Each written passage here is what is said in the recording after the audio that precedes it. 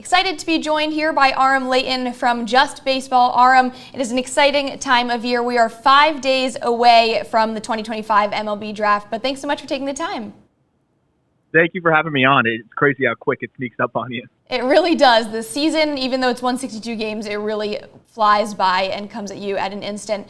But obviously, you are kind of an expert here in the minor leagues with prospects. So what have you noticed from the most recent Orioles draft picks in Enrique Bradfield Jr., Vance Honeycutt? You can even go back down the line a little bit further. But what have you noticed from their seasons this year in the minor leagues? Dylan Beavers, too, one of them.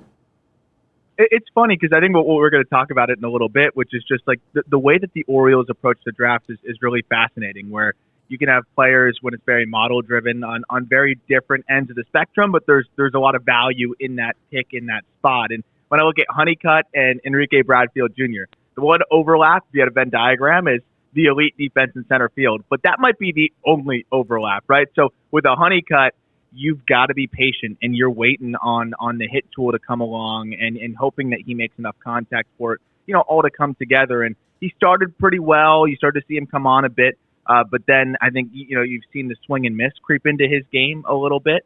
Whereas in Enrique Bradfield Jr., it's hit over everything. And you're seeing if he can maybe find a little bit more gap-to-gap power. And, some injuries have limited him a little bit this year, but he's been coming on strong of late. And I think you got to be encouraged with the way Enrique Bradfield Jr. has come along, at least over the last couple weeks. But that's a guy that's going to make a ton of contact and walk a ton, and maybe will hit you 1 to 2 homers a year. So it's funny how you have those players on both ends of the spectrum, but at the same time can give you a lot of value up the middle, and it seems to be something that I think the Orioles very much value. And then at Dylan Beavers, I feel like he's knocking on the door, and we'll see what they do, in terms of opening up spots maybe at the big league level or how that all fits in. But Beavers has been fantastic, and I think is a great example of swing evolution, and a guy that has tinkered with the swing over the years, some positive results, some maybe took him back a half step, but seems to have really found his stride now where he's hitting for average, he's hitting for power, and he's controlling his at-bats really well. I think Beavers looks like the most impressive of the three right now.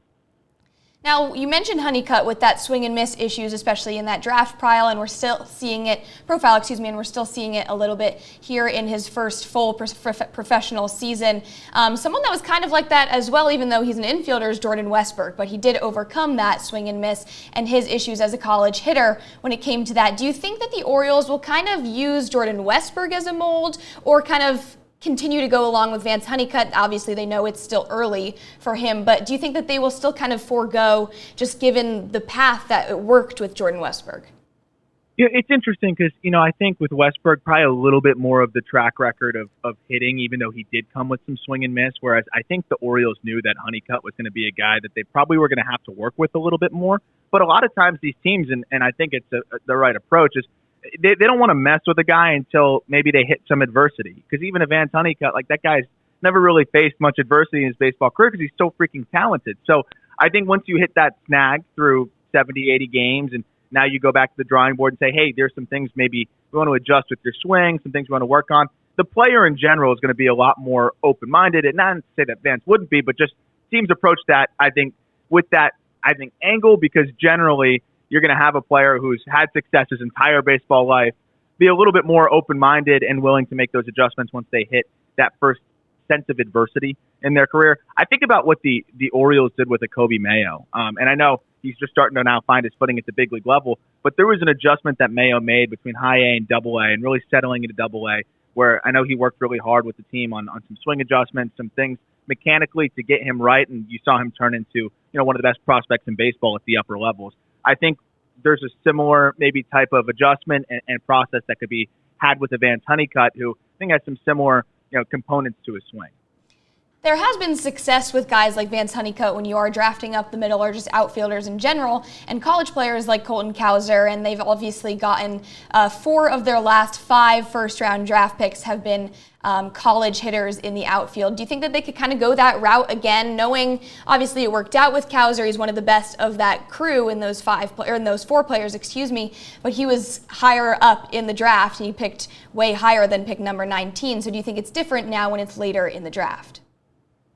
I do think there's a chance it could shake out a little differently. It's also fascinating because I'm sure they have several scenarios based on how the board runs off of how they want to go about things, because they have such a fun I think, opportunity here with 3 picks in the top 32 selections. So I think having that opportunity is unique. But I think it's also what you just mentioned is a big reason why we're seeing Jace Laviolette mocked to the Orioles a lot here. It's a good fit, a player that does come with some swing and miss.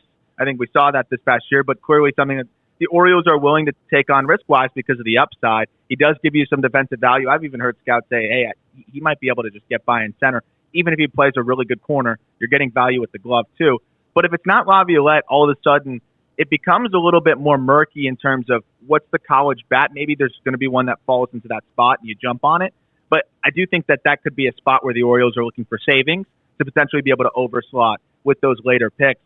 That's where I do think they could go high schooler and go for, maybe a power-driven high schooler that was maybe not viewed to be in that pick range, maybe was expected to be later in the first. They could still save some money, though you don't always save as much with high schoolers. A Gavin Feen, who has huge batted ball data, big-time exit velocities as a high school guy. Maybe that's somebody that you could save a little bit of money there and go the high school route.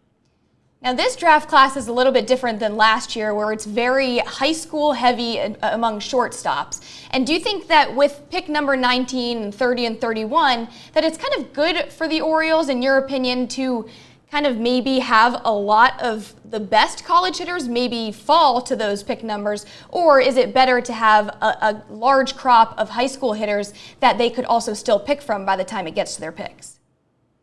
I like when you have those 3 selections. I call back to the Mariners a few years ago where they had a similar situation and they went with a trio of high schoolers. And it seems to, in the early going, be working out pretty well for them. And Cole Emerson headlining that. But, of course, you had Ty Pete along the way as well. And then Johnny Farmello. And I think 2 of those 3 look like, consensus top 50 prospects. And Cole Emerson looks like he could be one of the best prospects in baseball. Of course, a lot more volatility that comes with the high school approach, but the draft is volatile by nature. It's baseball. It's so hard to predict. And even for the college guys, we've seen it can be really hard to predict. But you can get a lot more upside potentially with these high school guys. And, I think especially in this draft where, as you alluded to, it's a little bit more thin on the college front. Maybe a player falls into your lap. You could see maybe like a Wahiwa Aloy from Arkansas fall there. But he has similar question marks that a lot of high school guys would have. There's a lot of swing and miss concern there too, where I think you could take a shot at 3 different high school guys, maybe a little bit more ceiling, a little bit more to dream on, more you can mold for an organization that I know takes a lot of pride in how they're able to develop hitters, and you can kind of spray the board a little bit there too. That's why I don't hate the idea of being able to go with 3 high schoolers, especially because there's a lot of high schoolers in that next tier at the end of the first round that I think are providing a little bit more upside than maybe the tier 2 of the college bats. You mentioned with those 3 picks before the second round even begins that it does get a little bit murky for the needs of the Orioles and the wants right now when they're drafting. And kind of the biggest difference between this period right now with the MLB Draft and at the end of July with the trade deadline is the trade deadline you get current needs. And everybody knows, and the front office will be the first to tell you that a need is pitching. So in your opinion, do you think that we could see the Orioles kind of go out of their realm a little bit and draft a college or even a high school pitcher in the first round or in between the second round? I wouldn't rule it out. And I think it always is something I'd imagine that they have on the table to, if certain players you're not able to strike a deal, the bats aren't falling the way that you wanted. There are some arms in that range that make a lot of sense. And I look at like a Cruz Schoolcraft, a left-handed pitching prospect out of the Northwest who could be a really interesting arm for them to attack. You also could go on the college route, and Anthony Heinsohn from LSU was really impressive, I think, down the stretch there, and I think really showcased well in the College World Series.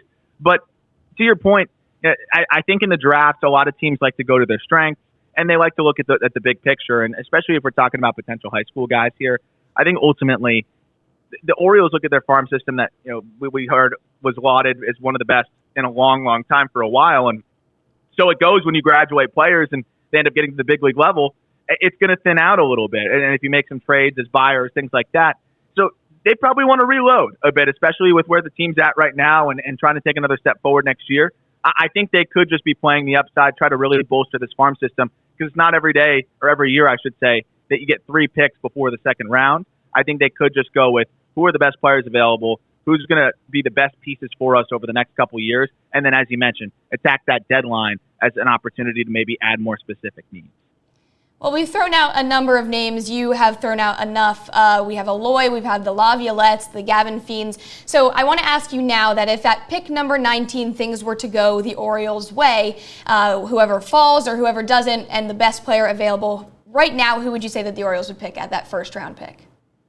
I don't want to follow suit with everybody and say Laviolette, but it does make a lot of sense there. I think if there's a scenario where player that maybe isn't totally expected to fall, but you could reasonably dream on it, that does seem like he could be a pretty good fit. I like Kason Cunningham a lot. High school bat, I think one of the better bat to ball and just pure swings in the class.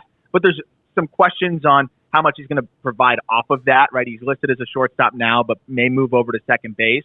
That said, I just think the bat is so impressive, and it could be a guy that, with the batted ball markers, just the contact rates could be, really intriguing to them as well. I think Gavin Keelan as well, or Gavin Keelan could be another good fit. Really, really good bat to ball. Maybe not as high on the EV perspective, but second baseman from Tennessee that I thought put together a really impressive season. And then Xavier Neans as well is another guy that I think could really be an impressive, well-rounded third base bat for them if he's able to be there or fall to them too. I'll throw out one more name who's a little bit unconventional for the Orioles, as they tend to go up the middle, is Andrew Fisher from Tennessee. Kind of a first baseman, not a lot of a high ceiling for him defensively, but this guy, you would really be drafting it for the bat. His bat has been really, really impressive at Tennessee. Do you think you could see the Orioles going that route a little bit?